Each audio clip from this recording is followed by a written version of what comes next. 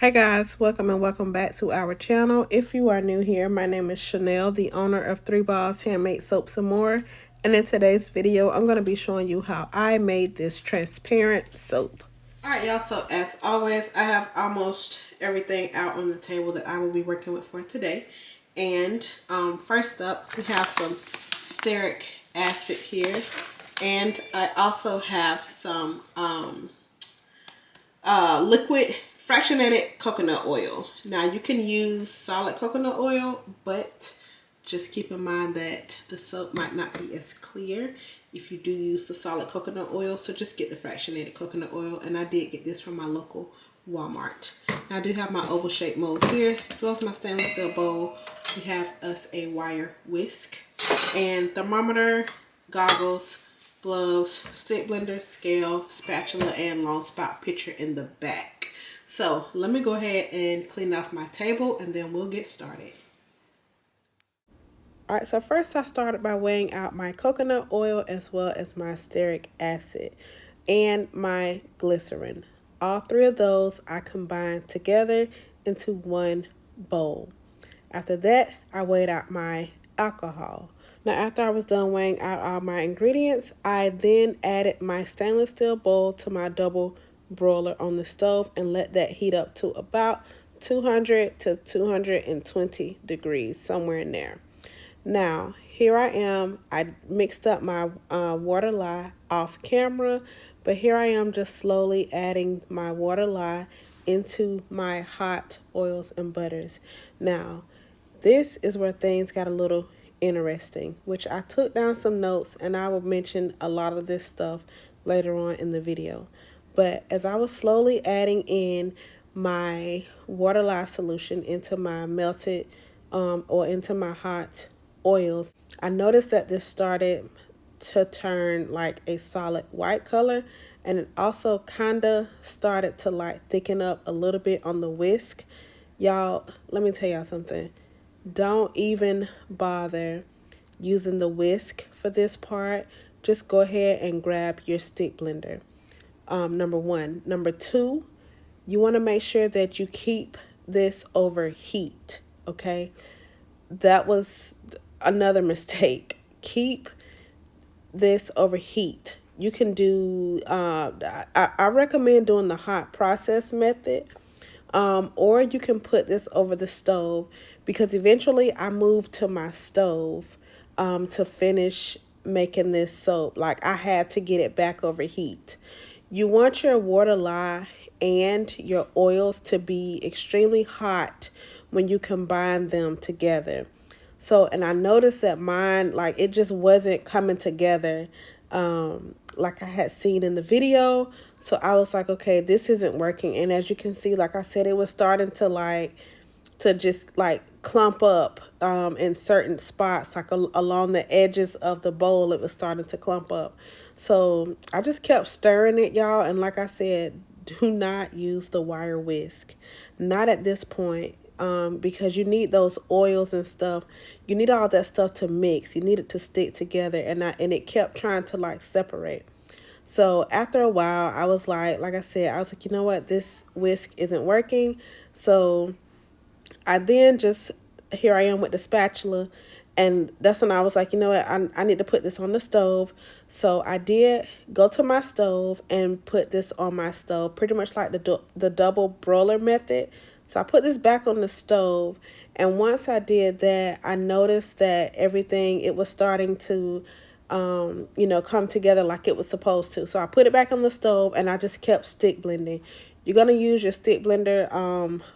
I stick blend for maybe like 5 minutes or so, give or take. But you just want to make sure, like I said, if you see that your oils are starting to separate, just continue to stick blend.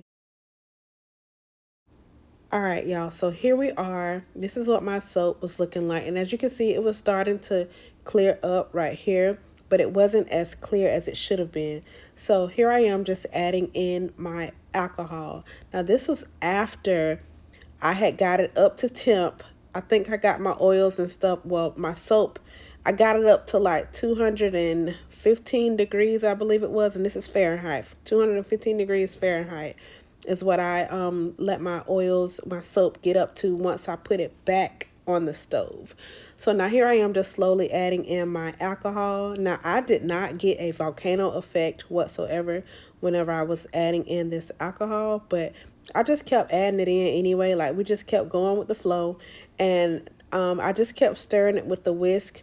Could I have used the stick blender right here? Probably so, but I was like, you know what? Let me see what this whisk is gonna do, because at this point my oils were no longer separating. Everything was combined and it was starting to turn into soap. So I just kept using the wire whisk and slowly adding in my alcohol, and then you will eventually see that the soap like started to really clear up.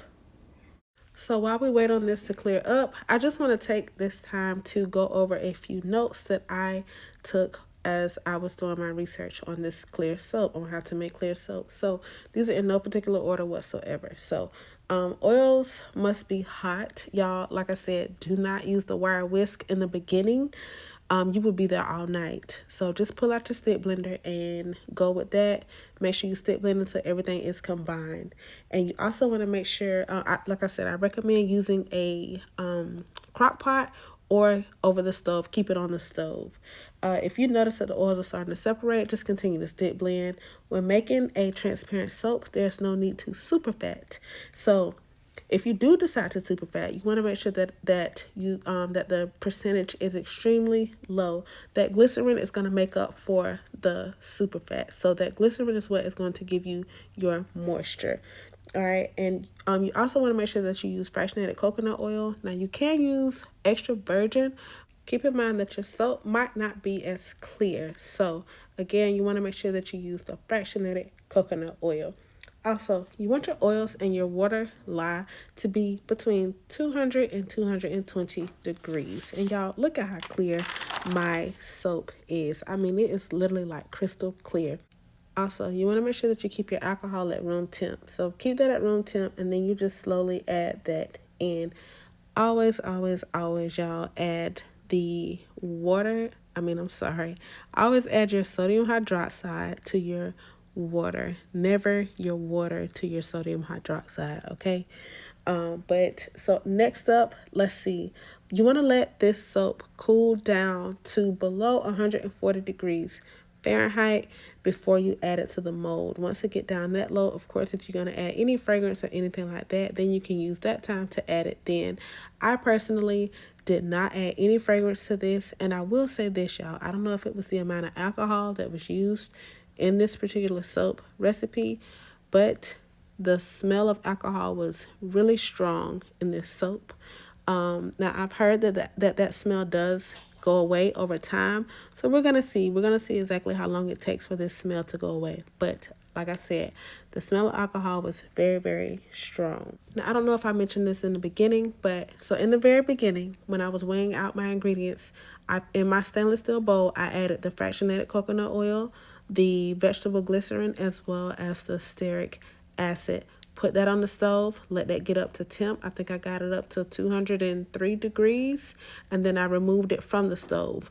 Big mistake. Again, you want to keep this over heat, or else you're going to end up having to put it back over heat. So just keep it over heat. Like I said, probably the hot process method would be best, or you can always put it over the stove. But either way, like I said, the finished results, y'all, I'm very pleased with. Look at how the soap, like, it's just so clear right here, y'all. So give it a go. If you've made a clear soap before, let me know down in the comment section. Let me know what you think. Let me know how yours turned out.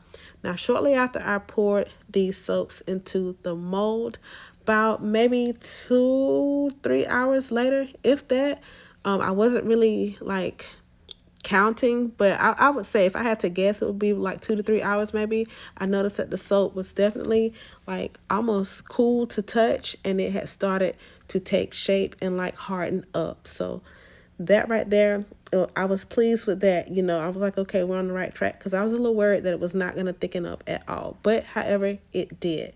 Now, I did let these sit overnight, okay? This right here was a small batch. I will leave the video that I followed. I will leave that link down below so that you guys can go and check that out. So be sure to check out the original video, because I pretty much followed her recipe and, you know, tried to follow her steps. However, I did have to switch it up in the you know, near the middle, halfway through. I had to switch it up and resort to my stove. But here we are, y'all, the very next day. And y'all, I must admit, this kind of took me back to my melt and pour days. But yeah, anyway, but y'all, here is our transparent soap. When I took this soap out the mold, and I was just like so thrilled. I could have jumped for joy, y'all. But I was just, I'm like I said, I'm very, very, very pleased with the way that they turned out. Yeah, I was just happy, y'all. Y'all let me know what you think down below. Let me know how they turned out. And again, like I said, let me know if you've made a transparent soap before. Let me know if you plan on making this soap. And like I said, be sure to check out the original video. I will have that link down below, because I did this video. The original video was sent to me. So y'all, if y'all have any soaps or anything like that that you want me to try out, don't hesitate to send me send me videos on Instagram, and I will be sure to check them out and give this, you know, give the soaps a try. But now I do want to mention that the very next day, the smell of alcohol was still there. Okay, so I don't know if it was the amount that was used or what, but again, I'm going to keep tabs on that and see just how long it takes for that smell to go away. But y'all, just look, I mean, y'all, this, like, I mean, crystal clear. Can see clean through the soap.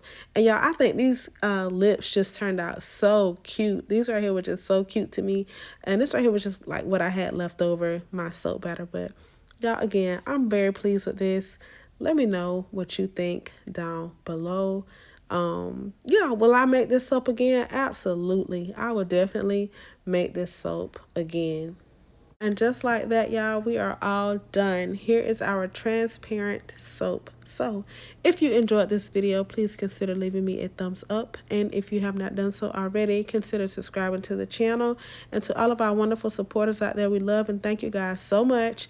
And a special thank you to our Soap Chat members, Gina, Andre, Terry, Deja, April, Sasha, Letitia, Karen, JoJo, Rachel, and Rita. Thank y'all so much. And until next time, I will see you guys later.